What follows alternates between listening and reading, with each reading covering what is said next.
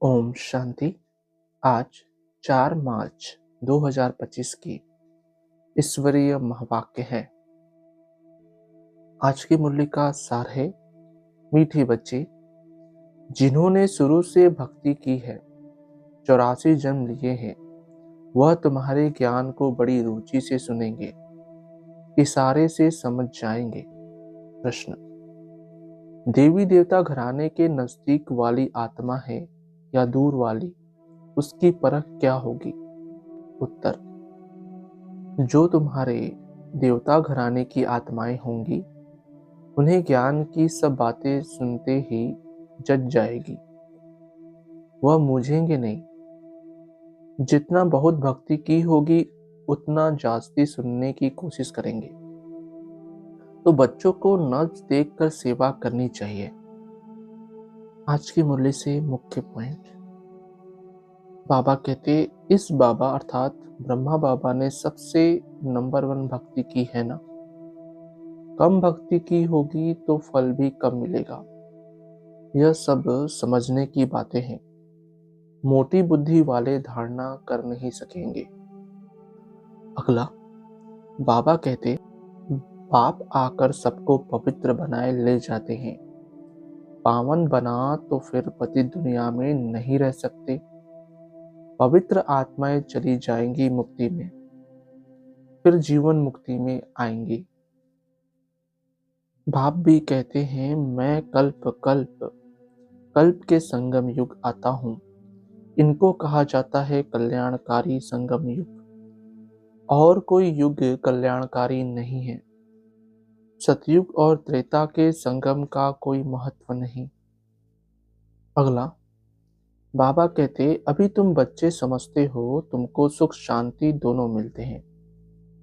जहाँ शांति है वहाँ सुख है, जहाँ अशांति है वहाँ दुख है। सतयुग में सुख शांति है, यहाँ दुख अशांति है। अगला, बाप कहते हैं, मैं भी ड्रामा के बंधन में बंधा हुआ हूँ। मेरा पाठ ही अभी है जो बजा रहा हूँ। कहते भी हैं, बाबा कल्प कल्प आप ही आकर भ्रष्टाचारी पतित से शिष्टाचारी पावन बनाते हो। अगला, बाबा कहते, तुम बच्चों को ज्ञान का तीसरा नेत्र मिलता है। तुम सबसे पहले तो बाप की बायोग्राफी को जान गए तो और क्या चाहिए। बाप को जानने से ही सब कुछ समझ में आ जाता है। अगला, बाबा कहते, पावन बनने की प्रतिज्ञा कर, फिर अगर पतित बनते हैं तो हडगुड एकदम टूट पड़ती है। जैसे कि 5 मंजिल से गिरते हैं, बुद्धि ही मलिच्छ की हो जाएगी, दिल अंदर खाता रहेगा।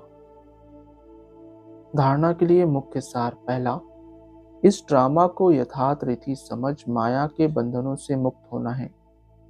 स्वयं को अकाल मूर्त आत्मा समझ बाप को याद कर पावन बनना है।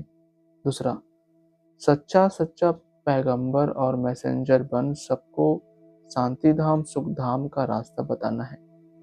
इस कल्याणकारी संगम युग पर सभी आत्माओं का कल्याण करना है। वरदान: बाप और सेवा की स्मृति से एक रस स्थिति का अनुभव करने वाले सर्व आकर्षण मुक्त भवो। स्पष्टीकरण: जैसे सर्वेंट को सदा सेवा और मास्टर याद रहता है, ऐसे वर्ल्ड सर्वेंट सच्चे सेवाधारी बच्चों को भी बाप और सेवा के सिवाय कुछ भी याद नहीं रहता। इससे ही एक रस स्थिति में रहने का अनुभव होता है। उन्हें एक बाप के रस के सिवाय सब रस निरस लगते हैं। एक बाप के रस का अनुभव होने के कारण कहाँ भी आकर्षण नहीं जा सकती। यह एक रस स्थिति का तीव्र पुरुषार्थ ही सर्व आकर्षणों से मुक्त बना देता है। यही श्रेष्ठ मंजिल है। स्लोगन: नाजुक परिस्थितियों के पेपर में पास होना है तो अपनी नेचर को शक्तिशाली बनाओ। अव्यक्त इशारे: सत्यता और सभ्यता रूपी कल्चर को अपनाओ। जब भी कोई असत्य बात देखते हो सुनते हो तो असत्य वायुमंडल नहीं फैलाओ। कई कहते हैं यह पाप कर्म है ना, पाप कर्म देखा नहीं जाता, लेकिन वायुमंडल में असत्य की बातें फैलाना यह भी तो पाप है।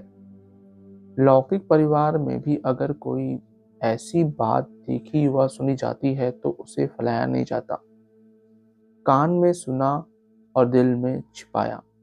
यदि कोई व्यर्थ बातों का फैलाव करता है तो यह छोटे छोटे पाप पूर्ति कला के अनुभव को समाप्त कर देते हैं।